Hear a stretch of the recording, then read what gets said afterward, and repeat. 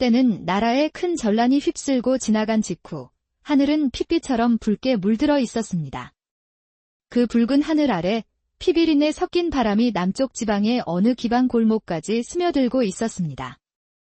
험악한 군졸들과 지친 피난민들로 어지러운 골목 사이로 한 여인의 그림자가 소리 없이 빠져나왔습니다.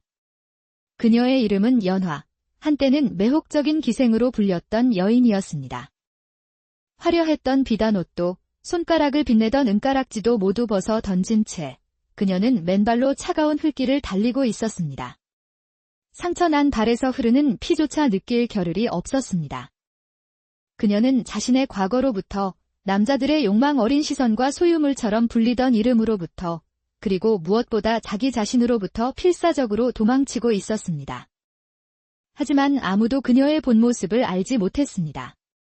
기생 연화가 아닌 본디 양반가의 고명딸로 태어났던 수아라는 이름을 가진 여인이었다는 사실을 말입니다. 아버지가 영모제로 억울하게 참형을 당하고 어머니마저 관비로 끌려가 병든 몸으로 세상을 떠난 후 겨우 12살이었던 수아는 관기로 끌려가게 되었습니다. 그곳에서 그녀는 수아라는 이름을 잃고 연화라는 기생으로 다시 태어나야 했습니다. 짙은 화장 뒤에 숨겨진 수치심과 서러움은 그녀의 영혼을 조금씩 갉아먹었습니다. 그러던 중 나라에 큰 전란이 터졌습니다. 전쟁은 모두에게 끔찍한 공포였지만 연화에게는 지옥 같은 기방을 벗어날 수 있는 단 하나의 탈출구였습니다. 수많은 사내들 앞에서 억지 웃음을 팔아야 했던 밤들, 아무리 웃어도 마음은 텅 비어버렸던 그 모든 순간을 뒤로할 기회가 찾아온 것입니다. 며칠을 굶고 자고 걷기를 반복한 끝에 그녀는 지도에도 없는 깊은 산골 마을에 겨우 다다를 수 있었습니다. 잿빛 먼지를 뒤집어 쓴 그녀의 모습은 영락없는 거짓골이었습니다. 갈 곳 없는 그녀가 처음 머문 곳은 마을 어귀의 허름한 주막 골방 한 칸이었습니다. 주모는 처음엔 그녀의 행색을 보고 탐탁지 않아 했지만 연화는 아무 말 없이 굳은 일을 도맡아 했습니다. 그녀의 성실한 모습에 마음이 움직인 주모는 마침내 따뜻한 밥 한 끼와 잠잘 곳을 내주었습니다.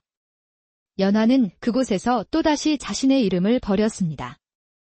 이제 아무도 그녀를 연화라 부르지 않았고 마을 사람들은 그저 개성에서 온 여자라는 뜻으로 개성댁이라 불렀습니다. 누구도 그녀의 과거를 묻지 않았고 왜 혼자인지 따지지 않았습니다. 그 무관심이 연화에게는 처음으로 편히 숨 쉴 수 있는 안식처가 되어 주었습니다. 그러던 어느 고요한 새벽, 우물가에서 물을 깃던 그녀의 앞에 한 사내가 나타났습니다. 햇볕에 검게 그을린 얼굴과 다부진 어깨. 사내는 말없이 그녀에게 고개를 숙여 인사했고 그 순간 연화는 자신도 모르게 가슴이 철렁 내려앉는 것을 느꼈습니다. 그 사내의 눈에는 그녀가 평생을 마주해야 했던 의심이나 욕망의 그림자가 없었습니다. 그저 맑고 고요한 눈빛만이 담겨 있을 뿐이었습니다. 그 사내의 이름은 민준이었습니다. 마을의 밭을 일구는 성실한 농부였던 그의 손에는 늘 흙이 묻어 있었고 등에는 짐을 져도 허리를 굽히지 않는 단단함이 있었습니다. 그날 이후 연화는 주막 앞을 오가는 민준과 자주 마주쳤습니다. 그는 늘 먼저 고개 숙여 인사를 건넸고 언제나 그녀가 먼저 시선을 돌릴 때까지 묵묵히 기다려 주었습니다. 연화는 어느새부턴가 그의 발걸음을 기다리게 되었고 그 기다림이 익숙해질 무렵 민준이 조용히 말을 건넸습니다. 우리 집에 방이 하나 비는데 주막골방은 추울 테니 괜찮다면 우리 집으로 와서 함께 지내는 건 어떻겠소? 그의 말에는 어떤 다른 뜻도 숨겨진 요구도 담겨 있지 않았습니다. 그저 추위를 피할 곳과 따뜻한 밥을 지을 부엌을 나누자는 순수한 제안이었습니다. 연화는 아무 말 없이 고개를 끄덕였습니다. 그렇게 두 사람은 한 지붕 아래 살게 되었고 비로소 그녀의 춥고 어두웠던 삶에 따뜻한 온기가 돌기 시작했습니다. 마당의 감나무 아래에서 함께 쌀을 씻고 부엌에서는 구수한 된장 냄새가 피어올랐습니다. 저녁이면 나란히 평상에 앉아 붉게 물드는 하늘을 바라보곤 했습니다. 민주는 그녀의 과거에 대해 아무것도 묻지 않았습니다. 대신 날마다 부지런히 장작을 패고 장에 다녀와서는 말없이 그녀 앞에 소박한 음식거리를 밀어주곤 했습니다. 그런 민준에게 연화는 처음으로 진정한 사랑을 느꼈습니다. 그 사랑은 요란하지 않고 그저 따뜻한 밥 한 술을 함께 나누는 것만으로도 충분히 충만한 조용한 사랑이었습니다. 그러던 어느 날 밤, 작은 등불 아래 나란히 누워있던 연화가 조심스럽게 입을 열었습니다. 우리가 이대로 계속 함께 살아도 되는 걸까요? 민주는 말없이 그녀의 손을 따뜻하게 감싸주며 나지막이 말했습니다. 당신만 괜찮다면 나는 이대로 당신과 함께 늙어가고 싶소. 연화의 눈시울이 붉어졌습니다. 태어나서 처음 들어보는 온전히 자신을 향한 따뜻한 말이었습니다. 그녀는 그날 밤 처음으로 그의 품 안에서 편안히 잠이 들었습니다. 그 후로 두 사람은 그림자처럼 함께했습니다. 함께 밭에 나가고 함께 물을 깃고 함께 마당을 쓸었습니다. 마을 사람들도 더는 두 사람을 보며 수군거리지 않았습니다. 그녀는 마당의 감나무를 어루만지며 매일같이 속삭였습니다. 이 나무가 탐스러운 열매를 맺을 때쯤이면 우리도 한 해를 온전히 함께 보낸 것이겠지요. 밤이면 평상에 앉아 별을 세었고 민주는 어둠 속에서도 늘 그녀의 손을 꼭 잡고 있었습니다. 어떤 말보다 따뜻한 온기가 두 사람 사이를 가득 채웠습니다. 그렇게 한 여인은 자신의 모든 이름을 버리고 비로소 사랑을 얻었고 한 사내는 말없이 기다려준 대가로 시린 마음을 채울 온기를 얻었습니다. 하지만 행복은 길지 않았습니다. 그해 여름, 무거운 소식이 마을에 들이닥쳤습니다. 조정에서 전란으로 무너진 성곽을 다시 쌓는다며 마을의 모든 장정을 부역에 징집한다는 명이 내려온 것입니다. 민준이, 자네도 가야 하네? 나라의 부름이니 어쩔 수 없지. 민주는 묵묵히 고개를 끄덕였습니다. 연화는 겨우 찾은 평온이 부서질까 두려워 아무 말도 하지 못했습니다. 그녀는 애써 표정을 감추고 그의 짐에 손수건 하나를 조심스럽게 얹었습니다. 부디 다치지 말고 무사히 돌아오셔야 해요. 민주는 감나무 아래 서서 그녀를 잠시 바라보았습니다. 걱정 마시오. 가을이 오기 전에는 꼭 돌아올 테니. 그 말이 마지막이었습니다. 그는 뒤돌아보지 않고 산을 넘었고 그날 이후 연화는 매일 감나무를 어루만지며 그를 기다리기 시작했습니다. 하지만 가을이 지나고 겨울이 와도 그에게선 아무런 소식이 없었습니다. 그러던 어느 날 장터에 다녀온 마을 사람 입에서 끔찍한 소문이 흘러나왔습니다. 들었는가? 민준이가 죽었다더군. 성터에서 무너지는 돌에 깔렸다지 뭐야. 소문은 삽시간에 마을로 퍼졌고 결국 연화의 귀에도 들어갔습니다. 그녀는 아무 말 없이 마루에 주저앉았습니다. 눈물조차 흐르지 않았고 숨이 막히는 듯 가슴만 움켜쥘 뿐이었습니다. 며칠 후 연화는 다시 밥을 짓기 시작했습니다. 늘 그랬던 것처럼 두 사람의 몫을 차렸고 한 그릇은 민준이 앉던 평상 위에 올려두었습니다.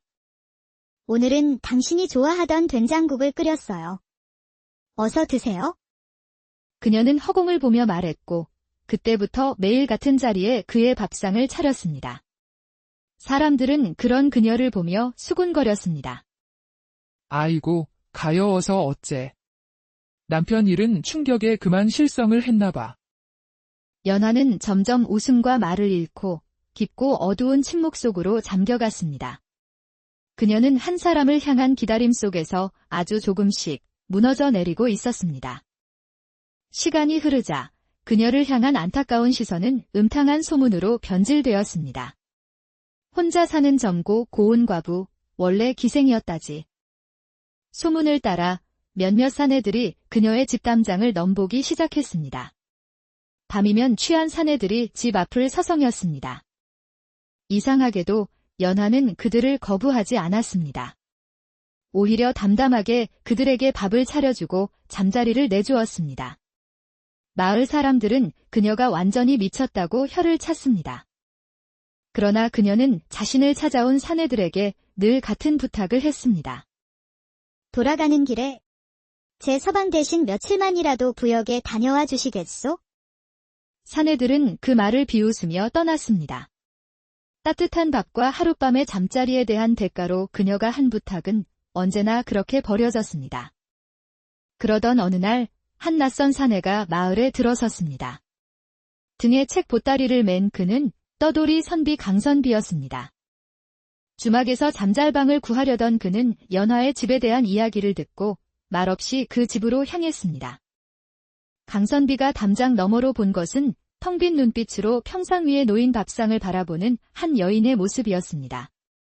그는 여인의 깊은 슬픔을 직감했습니다. 그날 밤, 강선비는 따뜻한 밥과 잠자리를 얻었습니다. 다음 날, 연화는 그에게도 같은 부탁을 했습니다. 며칠만 제 서방 대신 부역에 다녀와 주실 수 있겠소?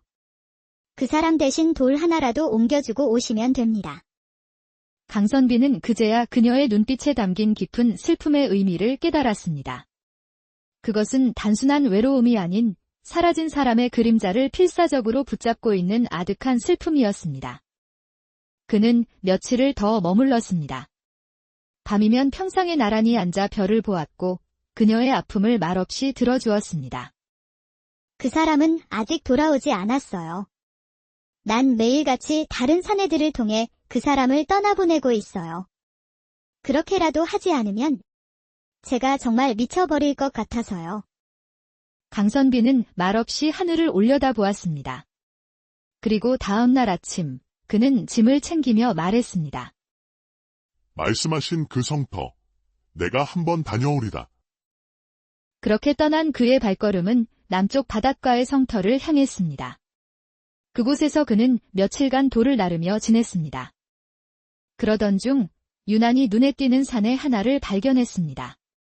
다친 듯 절뚝이는 발목, 누구와도 어울리지 않고 묵묵히 일만 하는 남자. 바로 민준이었습니다. 강선비는 쉬는 틈을 타 민준에게 조용히 말을 건넸습니다. 오래전 머물렀던 마을에 감나무 아래 밥상을 놓던 여인이 있었소. 민준은 반응하지 않았고 강선비는 말을 이었습니다. 그 여인은 찾아오는 사내들에게 밥을 내주고는 마지막에 꼭 이렇게 말했지. 제 서방 대신 부역에 다녀와 주시겠소, 라고 말이요. 그 순간 민준의 손이 미세하게 떨렸습니다. 잠시 침묵이 흐른 뒤 그가 입을 열었습니다. 혹, 그곳이 여주 부근이 아니오? 맞소. 혹 그 여인을 아시오? 그 여인, 내 아내였소.